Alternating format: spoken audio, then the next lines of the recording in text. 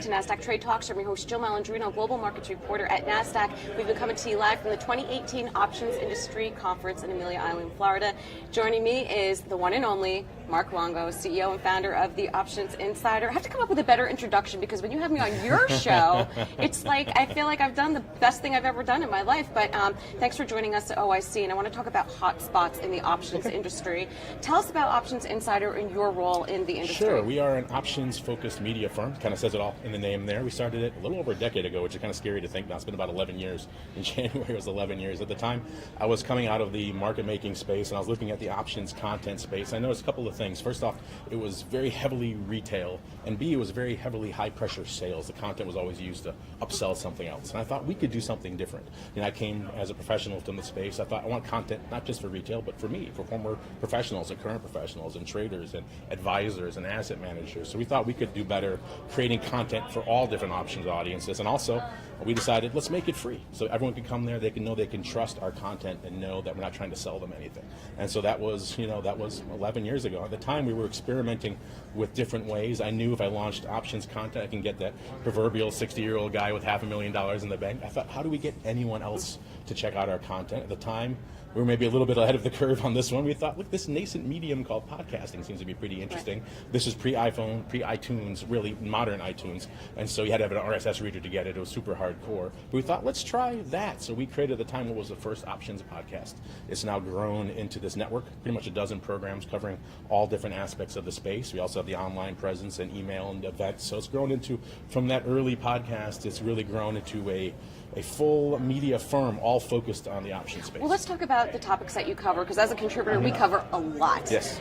But advisors and the options market in terms of the ETFs are really two of the most popular. Let's kick it off with the advisors, because I feel like even with what I do, there's not enough media targeted towards them. No. And that's a huge growing audience in the options space. It's a subset of a subset. And that's a shame. And we first noticed that years ago. We started looking at some content and realized there was nothing aimed at that subset of the space at all. And so thankfully that's changed over the last decade in terms of just options penetration. There's been great outreach. Firms like, groups like the OIC have done a lot really to go out there and educate advisors. We've actually created programming in concert with them aimed specifically at that audience called the advisors option. And you probably noticed this, it's a very interesting audience. It's a bit of a hybrid audience where on the one hand, they're very financially sophisticated. They can do big trades if they want, if they understand it. On the other hand, from an options perspective, they're somewhat more basic. They haven't really been approached with it yet for the content. So the demand from them was very clearly education. They wanted education first and foremost. So in many ways, it was kind of a hybrid audience to the retail. You had to educate them, but once you teach them what a covered call is, they can do 10,000.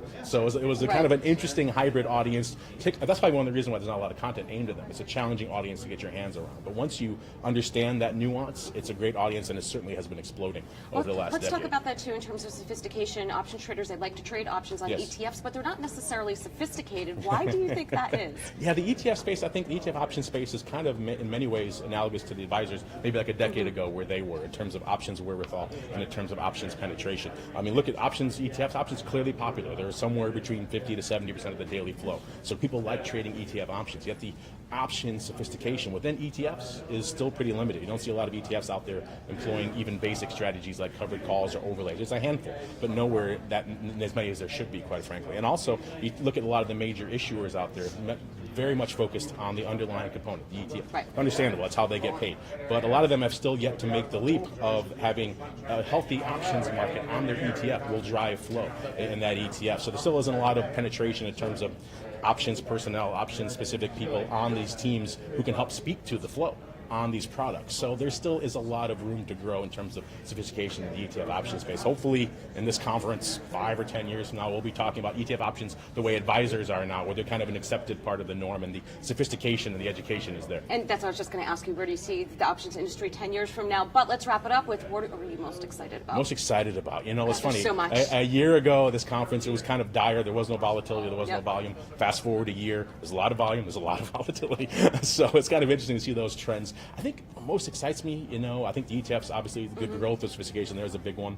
I think some of these exciting new products that are out there that are really on the cusp of becoming big in the derivative space, like the crypto, is just an enormous new phase. It's open. It's literally a new category for us now. So if that can really take off and deliver on the potential that everyone seems to think it has, then that could really open new doors. And if we're standing here a decade from now, who knows what crazy products we'll be talking about then. But I just had a flash forward moment in my head. Maybe a little scary, but still, it will be interesting to see that, and hopefully the crypto and a lot of other new products coming into the space, because we talk about this conference every year. 19, 20 names do about half the flow every single day. So hopefully that trend will be reversed. We'll be up to 100, and there'll be a lot of new, interesting, exotic, exciting new names for people to trade. All right. Well, thank you very much, Mark, for joining me. OIC and traders, thank you for joining me throughout the day. I'm Jill Malandrino, Global Markets Reporter at Nasdaq.